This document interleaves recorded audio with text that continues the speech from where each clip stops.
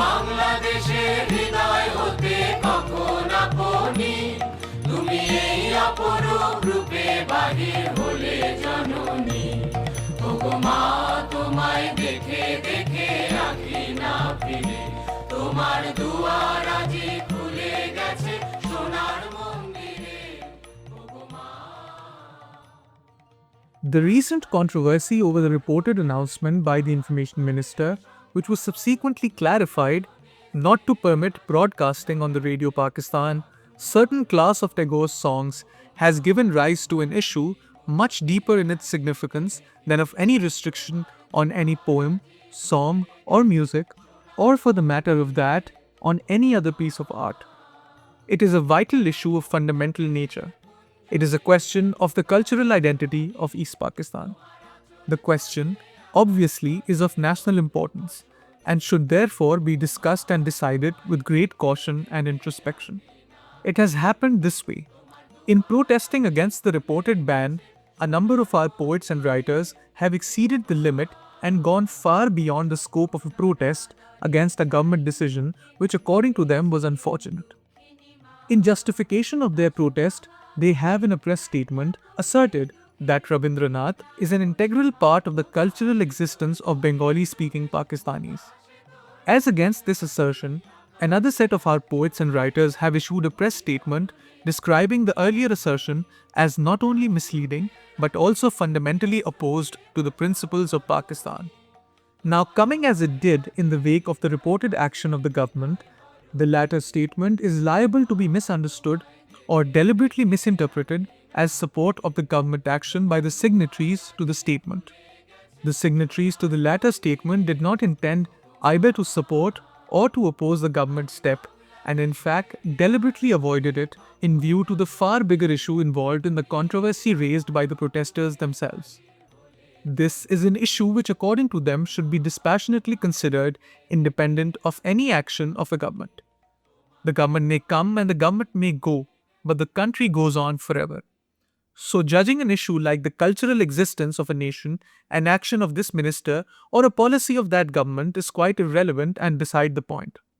Many of the signatories to the latter statement would be ready and willing to join hands with the protesters against the government ban, simply because no poet, artist, and writer worth his name would support any gag on our free intellectual development, either in the shape of restrictions or regimentation.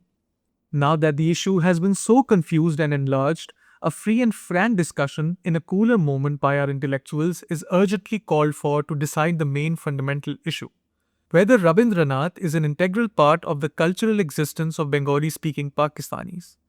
In order to correctly appraise the position to be taken in, and to have a clear conception of the issue involved, we must, however, extricate the present controversy from its unfortunate background. In order to be able to do that, we shall have to start with a clear appreciation of the following 2 points.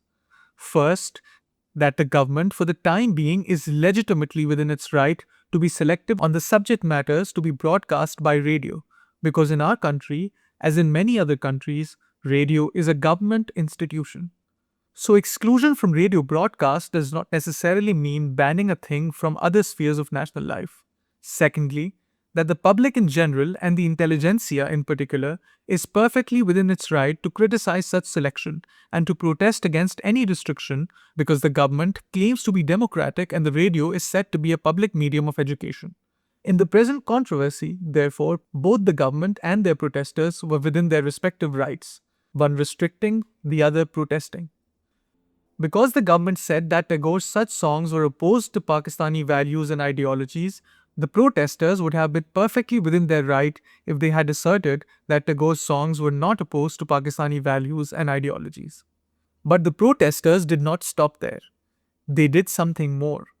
They went much further and asserted that Tagore was an integral part of our culture. It was an assertion which was not warranted by history of Bengal, either political, cultural, social, or literary. As a result, the issue no longer remained whether or not Rabindra songs could be banned, but whether or not Rabindranath was an integral part of our cultural existence.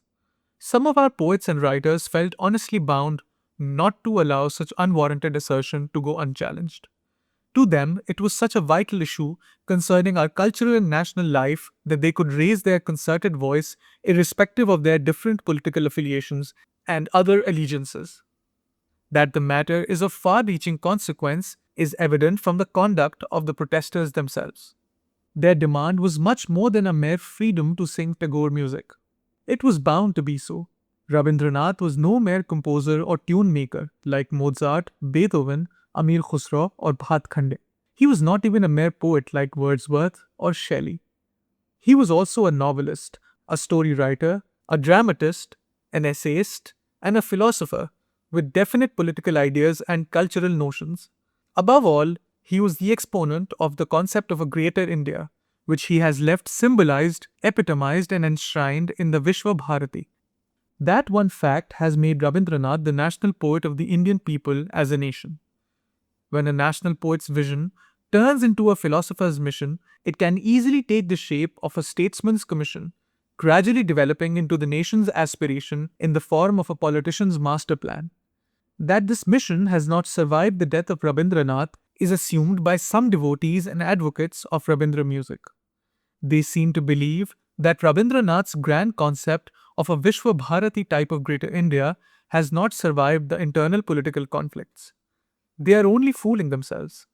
The fact that Rabindranath's mission of Greater India has not succeeded is all the more reason why he is and will remain the national poet of India. That position of the poet has been recognized by the people of India and their government by adopting one of his poems as the national anthem of the Indian Union. This is only natural, firstly because he really reflects the mind of the Indians, and secondly because the ideas and ideologies propounded by great men do not die with their exponents. Had it not been so, they would not be great. Ideas of Gandhi, Thoreau, Tolstoy, Maeterlinck, and Romain Rolland, though not materially successful, are very much alive as philosophy of life. So is Rabindranath's. The only difference between the teachings of Rabindranath on the one hand and these great masters on the other is that while theirs were doctrinal in their conception, spiritual in their connotation, international in their implication, and universal in their application, his was imperial in its conception, political in its connotation, territorial in its implication, and national in its application. Rabindranath's ideas and ideologies, poetically expressed, are apparently various and variant, but really they are a composite whole. You cannot separate Rabindranath, the poet minstrel, from Rabindranath, the visionary missionary of Vishwa Bharati. It is a living image. As a sign of life, it has given birth to a type of personality, a pattern of habit, and even a cult of beliefs. So it is only natural that if you want Rabindranath, you are apt to accept him as a whole. A sense of belonging certainly develops. As is natural in such cases, the devotees create imaginary links to justify this sense of belonging. It has actually happened in our case as well. The admirers of Rabindranath, ostensibly demanding freedom to sing Rabindra songs, have imagined his integrality with our culture, and to prove that integrality, have imagined a Bengali culture which never existed and nowhere exists. Students of social and political history of Bengal know very well that Hindus and Muslims of Bengal, in spite of their living in the same territory for centuries and speaking the same language, could not grow into a common society because of social and religious restrictions and barriers like the caste system and untouchability both amongst the Hindus, which made social mixing amongst the Hindus and Muslims absolutely impossible. Community eating and drinking, rites and ceremonies connected with birth, marriages and deaths, festivals and rejoicings on religious occasions, which constitute the main sources and infrastructures of culture, were rigidly exclusive. There were no matrimonial relations and other social alliances between Hindus and Muslims of Bengal. In this way, the two religious communities grew into and throughout the history remained two mutually exclusive societies. As there were two such distinctive societies, two separate and distinct cultures grew in the two nurseries, namely the Bengali Hindu culture and the Bengali Muslim culture. There was thus no common Bengali culture in Bengal. The period immediately preceding and following Rabindranath was the most glorious era of Hindu Renaissance in Bengal.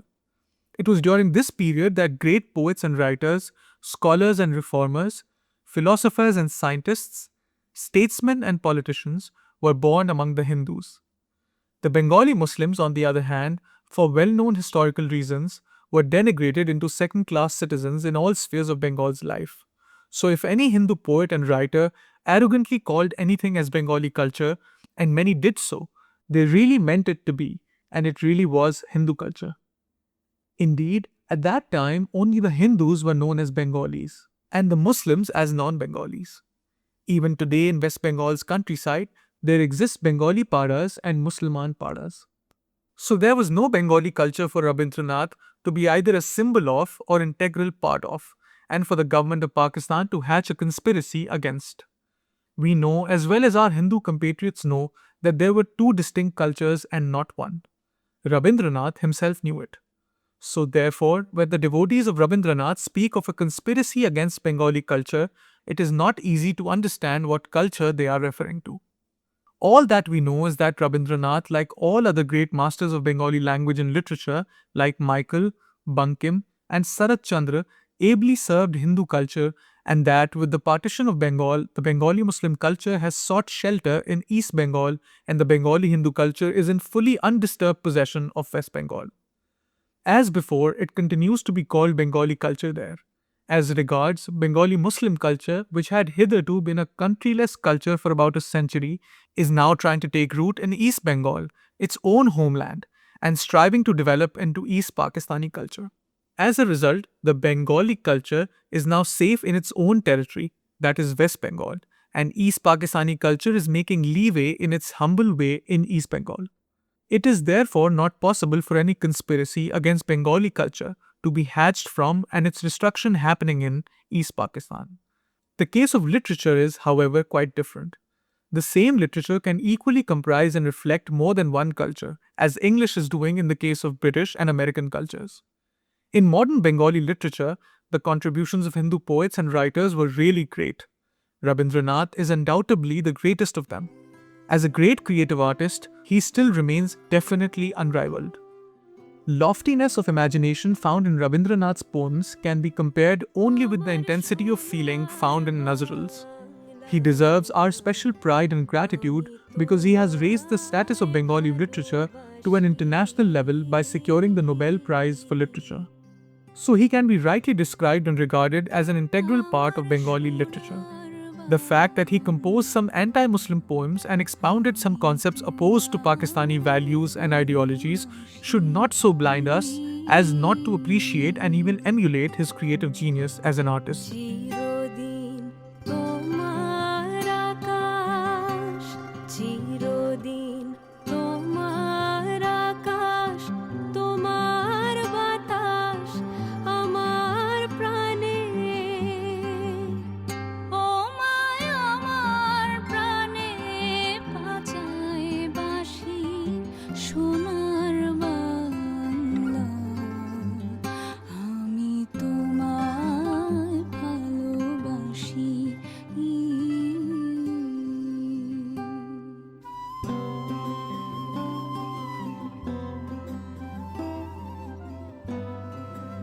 Even Bankim Chandra, the notorious writer of Anandamath and many other anti-Muslim books and essays, as also other talented Hindu poets and novelists with similar attitude, should be appreciated and emulated by us.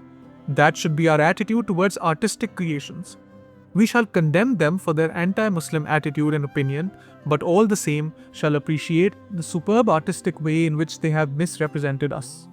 The fact that none of those talented writers either reflected or understood our social life conclusively proves that they and we belong to two separate cultures.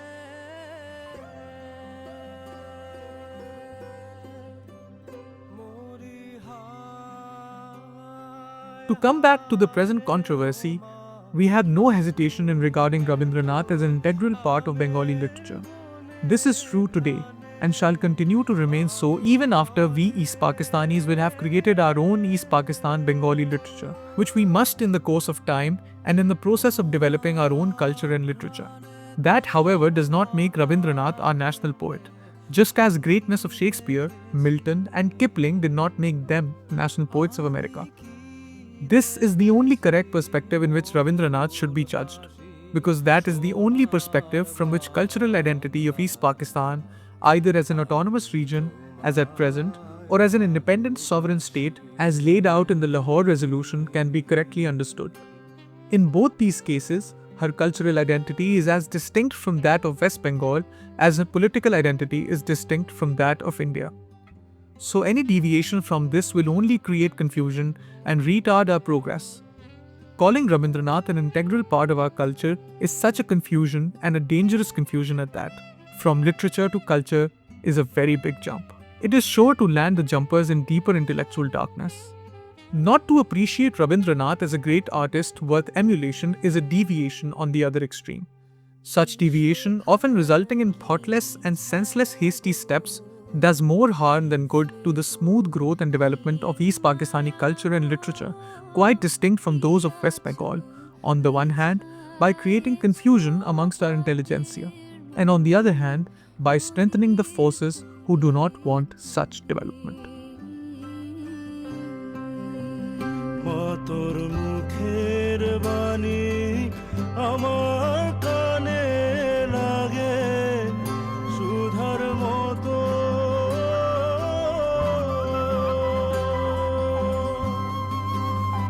মরি হায় হায় রে মা তোর মুখের বাণী আমার কানে লাগে সুধার মতো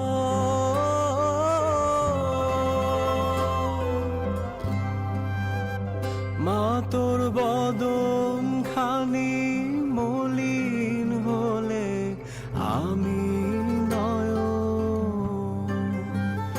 ও মায় আমি নয়ন জলে ভাসি সোনার বাংলা আমি তো